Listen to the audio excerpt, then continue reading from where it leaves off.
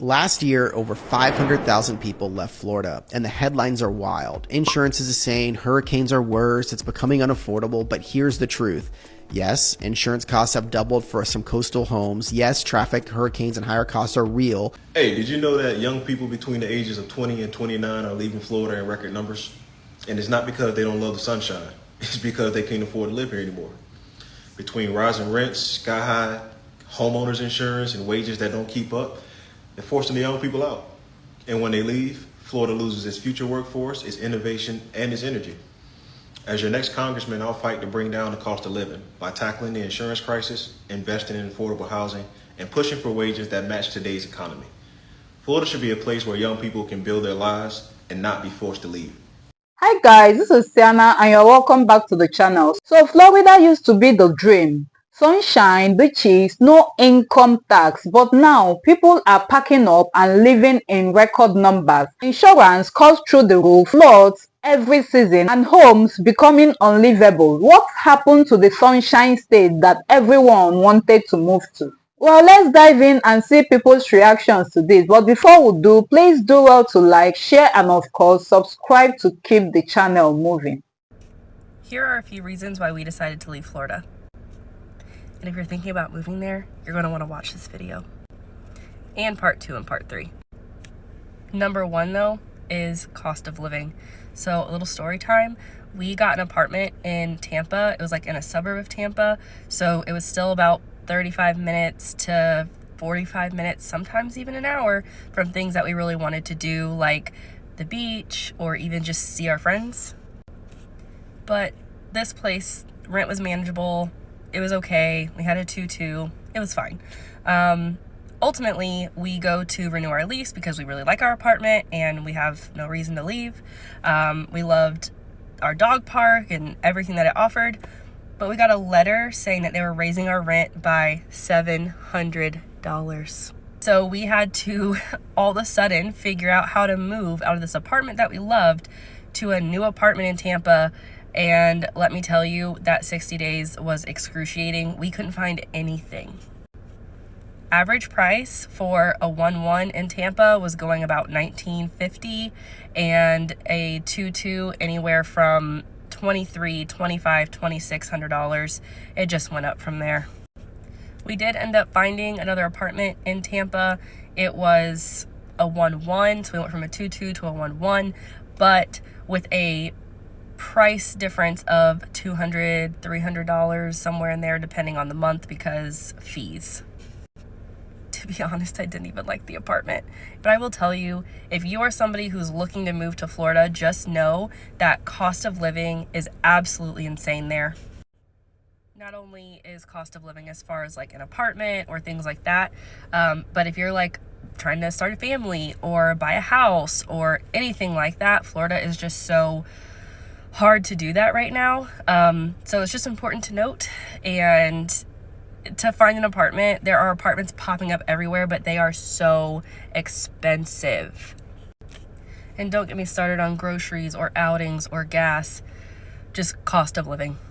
I no longer want to live in Florida, so I'm doing the thing I think a lot of Floridians want to do right now. At least the normal ones who were here before 2020. We are packing up and we are going to say goodbye. I am tired. I'm tired of suddenly looking like Californian with a bank account that is completely drained. I'm tired of being scared of actual road rage because the stress is getting to people. I'm tired of the quiet places suddenly filling with city. And I'm tired of not being able to spend the time I want with my girls with joy on my face. Now trust me, I've moved enough in my life to know that stress doesn't just disappear, but I do believe if you can't fix something and you know that, then you should keep trying something else. So we are picking up and we're going to the Midwest, downsizing everything, moving to an apartment. I literally cannot wait. I don't think a lot of Floridians want to say it, but I think people are thinking it. My husband has a job secured and I'm hoping to just work part-time so that I can raise the girls the way that they need to be raised. And I welcome you to follow us along for the journey to see if leaving Florida was actually worth it, because we're ready to say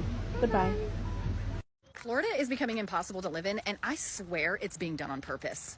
And they're especially making homeownership so difficult. With the interest rates being as high as they are, we are also battling insurance prices being sky high, and people are completely priced out of homes that they could have bought 2 years ago or even last year.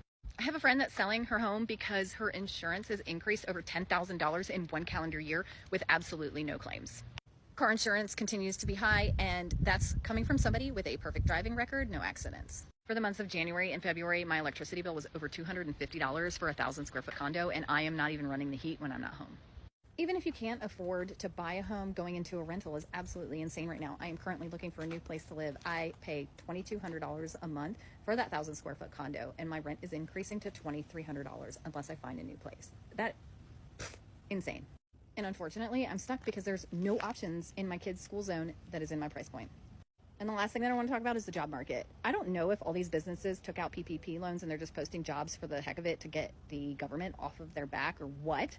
But I think this job market, at least in my area, and I mean, I've even for shits and giggles applied to jobs that I am overqualified for or my qualifications exactly match in other areas, and I am just not hearing back. I apply for anywhere from 3 to 5 jobs per day, any pay range. I don't care. Any qualification, entry level. I will compete with anybody just to get myself into a stable position and get myself into the door. I do have a job. I am working retail right now, but it is not paying the bills, which really sucks because I do have a lot of fun at the job. Call me a conspiracy theorist, but I think the reason why Florida is so difficult to live in right now is because of the way they handled COVID. And I'm not talking policies. I'm talking the powers that be. Because we were thriving during COVID. Everything was fine. Job market was great. Everything was just flowing as if nothing happened and the rest of the country is struggling. I don't know, man. I'm over it. People are leaving Florida in numbers, like packing up their yours, selling their houses and saying, I'm done. And the reasons. Is the dream of living in Florida starting to crumble? More people than ever have actually left the state of Florida this past year. So the Florida Chamber of Commerce just came out with some numbers. So we did see the highest inflow of residents in the entire United States with an inflow of 637,000 people. But we did see 511,000 people actually leave the state of Florida, which is the largest that we've seen on record and actually puts us number 2 right behind California. So some quick math, that leaves us at a net migration of 126,000 people. So we are still in the positive, but why are so many people leaving? Now, I don't think it's just one thing, but I do think it's a combination of some different things, with the 2 main things being that of the higher housing costs as well as the higher insurance costs. And the big one has to be the insurance. Let's be real. Whether you live along the coast in South Florida, Southwest Florida, Tampa, Jacksonville, the cost of insurance is freaking high. And we are working through it to hopefully get some lower insurance premiums here, but some people are like, screw it, I don't want to pay $8,000 to maybe even $20,000 a year for just insurance. And on the flip side of things, home prices are also up. They're up 41% since 2019. But what do you think? Is this the beginning of the end for us here in Florida, or is this just normal with people who want to come and live here while they were working remote and then they realized, hey, it might be just too hot for me?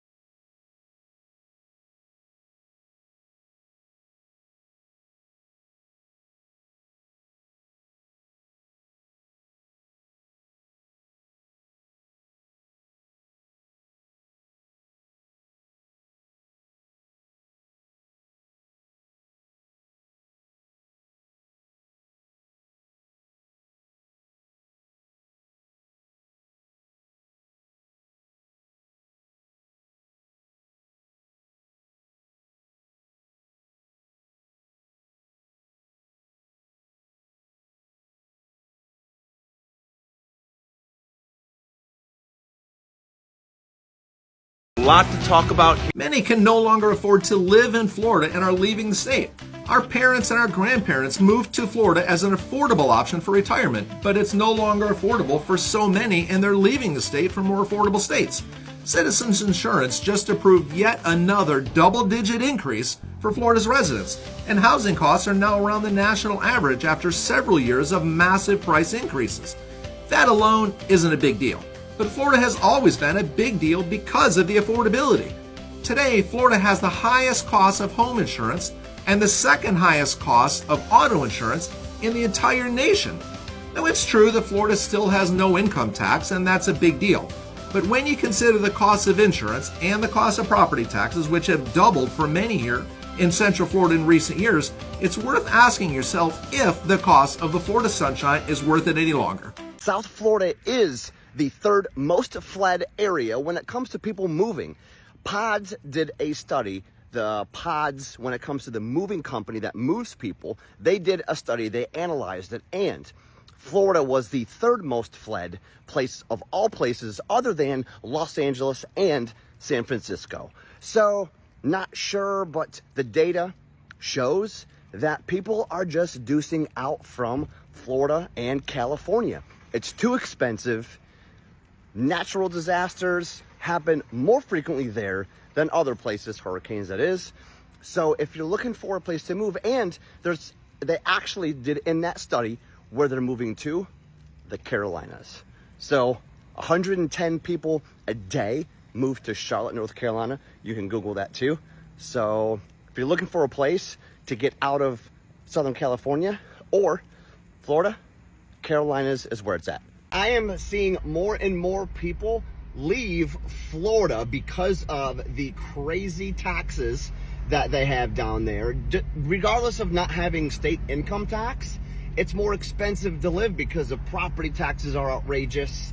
The insurance for vehicles is outrageous. The insurance for homes is outrageous because of the hurricanes. So people are deucing out. They are getting out of Florida and heading north, like you, Vermont. So I hear you, man. I'm hearing more of that story every day. 3 reasons why I'm getting out of Florida and moving back to my hometown. I know all you locals are excited to see me leave. Reason number 1 being my family. Fortunately, unfortunately, my family squats in Pennsylvania. That's just where they're at, so can't do too much about that.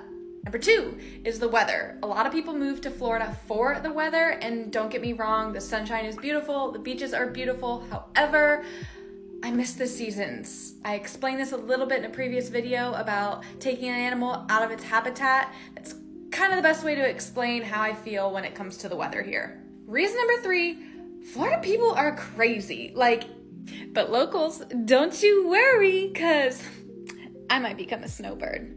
Welcome to Florida, where we spend 3 months out of the year wondering whether or not our homes will be destroyed because of a hurricane. I don't think having to check the Hurricane Center website every morning is good for my mental health, okay? It's gotta be the worst form of doom scrolling, but we have to do it. I have to stay informed, because you never know what these systems are gonna do. One morning they're not a threat at all, and then the next day they're headed right for your home. Maybe it's because I'm older now, but I do not remember hurricane season being this stressful. I remember we used to joke as Floridians, we go to hurricane parties. It was kind of like a get-together thing, but that was long before Category 4 and 5 storms were as common as they are today. Last year, I got flooded.